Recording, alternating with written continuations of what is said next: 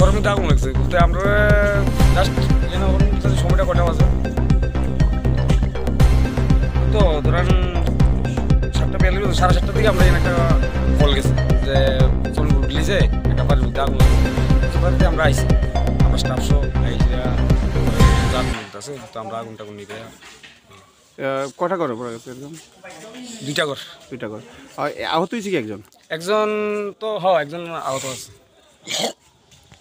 কি এতে আগুন লাগছে কিছু জানা গেছে না? হেরা তো বলতে কেউই জানে না, তারা কইতেছে ইলেকট্রিক শর্ট সার্কিট হতে পারে। থাকার ঘর ছিল? থাকার ঘর না, সম্ভবত রান্নাঘর। দুইটা ঘর পড়ে গেছে? দুটোই রান্নাঘর।